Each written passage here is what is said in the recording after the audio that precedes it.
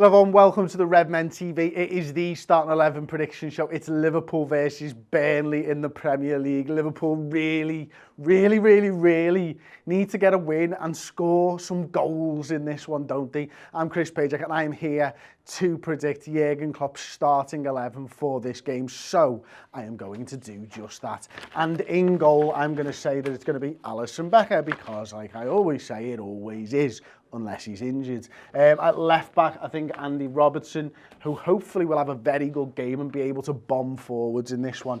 At centre-half, I think Fabinho might move back to the left-sided centre-half position because I am hoping, fingers, toes, everything crossed, that Joel Matip is fit and available for this game because I think it's massively important that we get back to play in the midfield that has done so well for us, or at least add Thiago into that midfield as well, because, you know, world class. Anyway, Trent Alexander-Arnold will play right back. I was really pleased with his performance against Manchester United. I thought we saw sort of the seeds of something, seeds of form there for Trent Alexander-Arnold. So I really hope that he can continue that and push on and get further forwards and get good crosses into the box. In the six, I'm going to go with Thiago for now.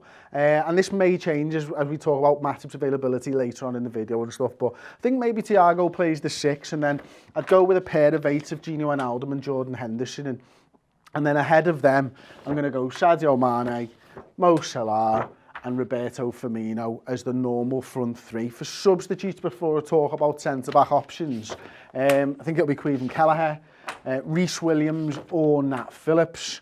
I'm going to put Nico Williams there, James Milner, Kurt Jones, Alex Oxlade-Chamberlain, Shaqiri, Minamino and Divock Origi. So obviously I put 10 names on the bench there, 10 faces on the bench. And the reason why is if Matip's not available, I'm going to say that actually big Nat Phillips gets the start in this one. Don't care who it is. I don't care if it's Reece Williams or it's Nat Phillips. I'm not bothered. I think either of them, they're comparable in ability levels right now and experience as well in this Liverpool side. So I'd go with Nat Phillips for Burnley anyway. And one of the reasons that I do that is I don't want to see Jordan Henderson in the centre-back position anymore. We've seen it twice now. I don't know whether Jurgen agrees with this, but this is what I think anyway. I want Liverpool to get back to having that understanding of the midfield, because I believe that if we have that midfield playing in a similar way to what we did for so long under Jurgen Klopp, then that means that these three will have better opportunities, create better chances and score goals again. I mean, earlier on in the season, right, we were playing with this midfield three loads and we weren't having these goals out. You know, Henderson, Wijnaldum, Kurt Jones, these lads were still scoring. What's changed? Well, we've had that other centre-back injury. We've started messing around with Henderson in the centre-back position. Thiago's only just getting up to fitness and stuff. And I believe that Liverpool's cohesion just isn't as good with Jordan Henderson at the back. I believe he's too important to midfield. And whether he plays as the 8 or the 6, he could play the 6, look, and Thiago goes there. But what I want to see, why I want to pick Thiago in the 6 and why I want to see Jordan Henderson in the 8 is because we know what he's going to do in that 8 position. We know that he's going to be able to get in and help Trent Alexander-Arnold and Mo Salah,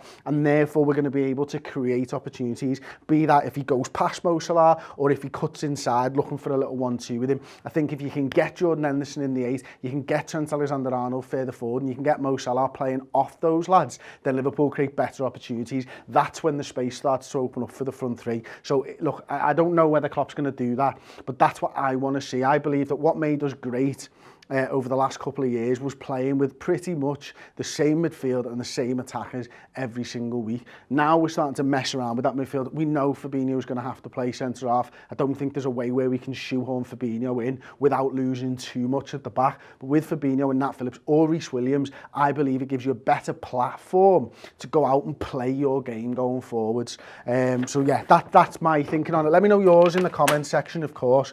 I really hope that it's Joel Matip though, because that makes everything easy, doesn't it? You don't have to think about who's going to play centre-half with Fabinho. It's a given. If Joel's fit, he's in. with Fabinho, and that means that your midfield can get back to doing what they're good at. It means we're going to see more out of the fullbacks. They have the belief and that trust to be able to go forward and know that one of these lads is going to cover for him if they go too far forwards. And Thiago needs to get that understanding as well. There's a difference between knowledge and understanding, isn't there? Knowledge, and this is a line straight from a Twitch stream that we were talking about on Monday.